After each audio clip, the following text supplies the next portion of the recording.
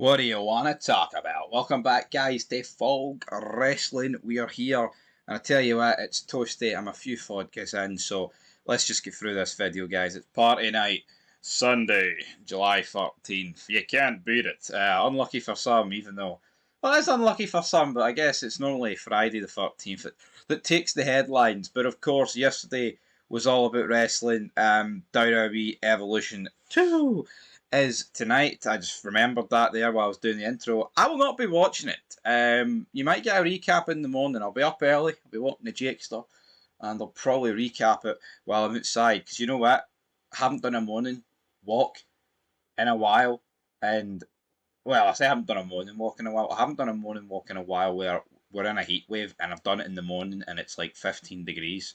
Looking forward to that tomorrow morning, right? Because it's gonna be cool compared to the 25, 26, 27, 28, 29 degrees that we've had recently. Because I tell you what, it is like an oven. But less about that, more about Cody Rhodes, baby. He has defended WWE's decision to run Night of Champions 2025 in Saudi Arabia prior to the 2025 WWE Night of Champions PLE. The United States conducted airstrikes on Iran's nuclear facilities amid Iran's conflict with Israel.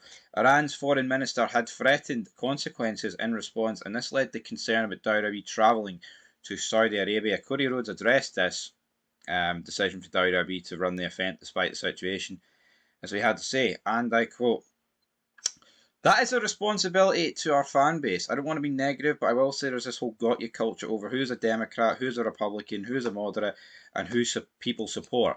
None of these things really should be anybody's business because our business is going where our show goes, which is all over the world and hopefully bringing people together.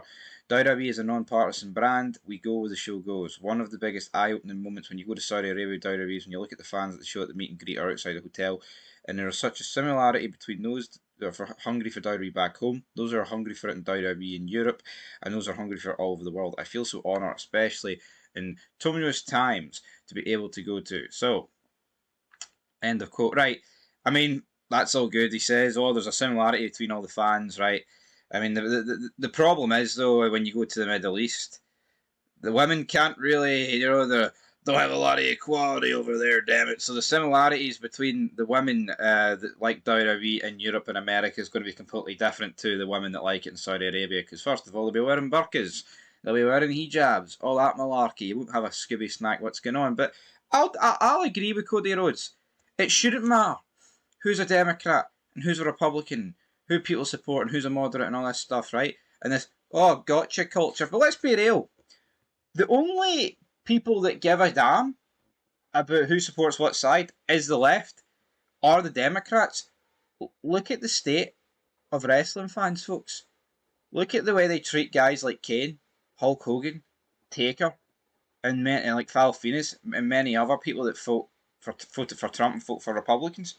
Then you look at the people on the left, like who bashed them, the Jim Cornettes of this world, the Kevin Nashes, the Lance Storms. They're mentally fucking deranged. Like, see Kane, when does he ever like go on these fouled mouth rants on those guys? He never does. Like Taker says, like Batista, I love the guy, but in my opinion, he's wrong. I think he's wrong about the elections, and I would like to sit down and discuss it with him. That's the correct way of doing it, and that isn't any bias here taking place. Honestly, when do you see Republican WWE superstars or legends bashing the absolute fuck out of their counterparts who are Democrats? You don't. It's always the other way about.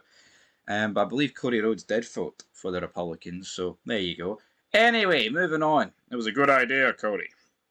Moving on to Adam Cole, bye. Obviously retired at Texas, so let's see here. Apparently he's dealing with a concussion. That's according to Fightful.com. AEW president Tony Khan provided behind the scenes details about Cole, about Stevie Cole, about Cole pulling out of his scheduled match.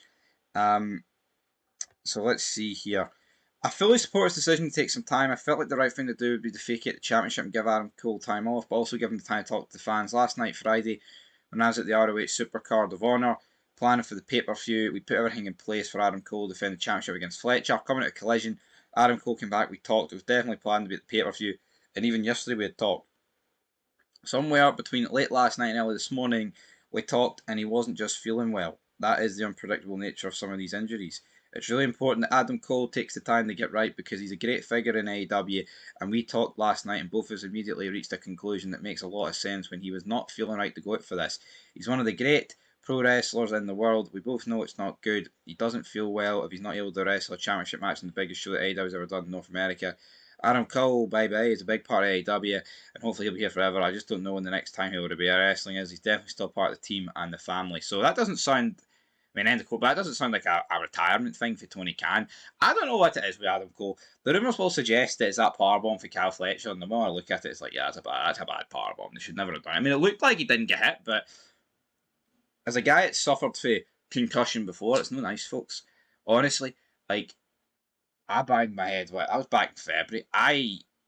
Even months later, I'm not going to go as far as say it's PTSD, but I could not imagine taking the same blow to the head. So I can understand concussion's not a thing to be messed with. Absolutely not. Anyway, till next time, your thoughts down below, and peace.